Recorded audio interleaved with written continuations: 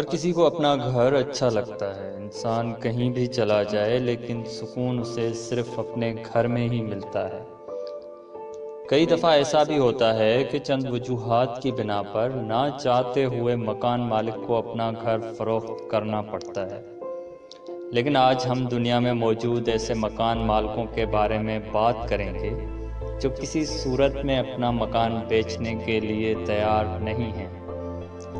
سب سے پہلے fly over house کی بات کر لیتے ہیں۔ چین کی آبادی بہت زیادہ ہے جس کی وجہ سے یہاں ٹریفک کے بہت مسائل ہیں۔ چین کی حکومت روڈ بنا کر عوام کی سہولت کے لیے کوشش کر رہی ہے۔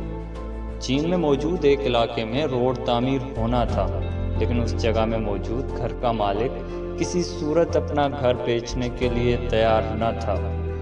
کوئی اور حل نہ ہونے کی وجہ سے مجبوراً اس گھر کے ارد گرد 360 ڈگری کا فلائی اوور بنانا پڑا۔ صرف اس ایک گھر کی وجہ سے پوری ٹریفک گھوم کر پھر اس روڈ پر چڑھ جاتی ہے۔ اب بات کرتے ہیں ہاؤس آن روڈ پر۔ یہ گھر ہائی وے کے بالکل درمیان میں موجود ہے۔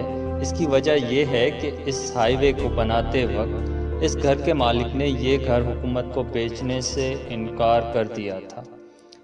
یہ گھر بھی چین میں واقع ہے۔ اس گھر کے پڑوسیوں نے تو اپنے گھر بیچ دیے کیونکہ یہاں ہائی وے بننا تھا، لیکن انہوں نے اپنا گھر نہیں بیچا۔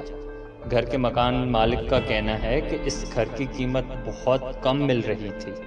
اب یہ گھر سڑک کے بالکل درمیان میں آ گیا ہے۔ اب یہ 5 منزلہ گھر ایک عجوبہ بن کر رہ گیا ہے۔ ہاؤس ان شاپنگ مال ایک بہت بڑا شاپنگ مال ہے۔ اس مال کے درمیان میں ایک پرانا اور چھوٹا سا گھر موجود ہے۔ یہ گھر ایک بوڑھی عورت کا ہے۔ اس مال کو تعمیر کرنے والے بلڈر نے اس عورت کو اچھی خاصی رقم کی آفر کی، لیکن اس عورت نے مکان فروخت کرنے سے بالکل انکار کر دیا۔ اس کے انکار کے بعد بلڈر کے پاس کوئی اور طریقہ موجود نہ تھا، تو انہوں نے گھر کے ارد گرد مال بنا دیا۔ مال کے بننے کے بعد 1 سال بعد اس بوڑھی عورت کی دوستی مال کے مالک سے ساتھ ہو گئی۔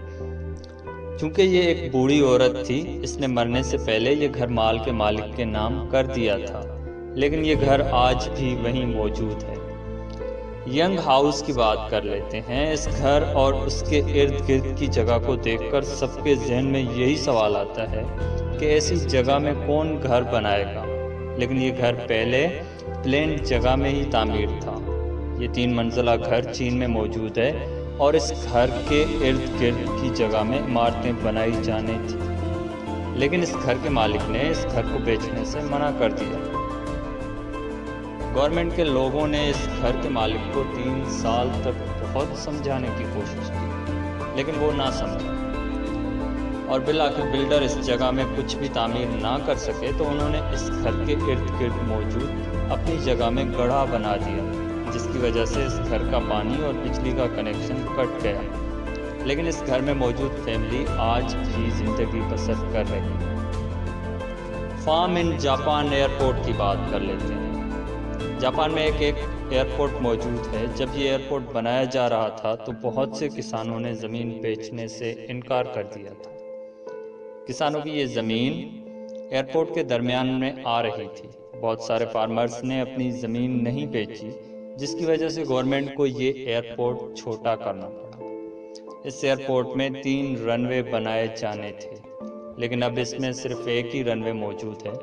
اب ان فارم سے جہاز صرف 40 میٹر کی دوری میں ہوتے ہیں اور کسان دن بھر میں ٹیک آف اور لینڈنگ کے نظارے لیتے ہیں۔ اس کی بات کر لیتے ہیں تو واشنگٹن ٹاؤن میں پراپرٹی کی قیمت حد سے زیادہ ہے، کیونکہ وہاں پر بلڈنگ کے جال بچھے ہوئے ہیں۔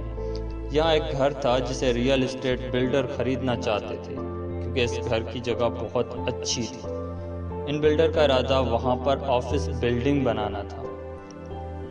اس کے لیے ان بلڈر نے گھر کے مالک کو $3 ملین کی آفر دی۔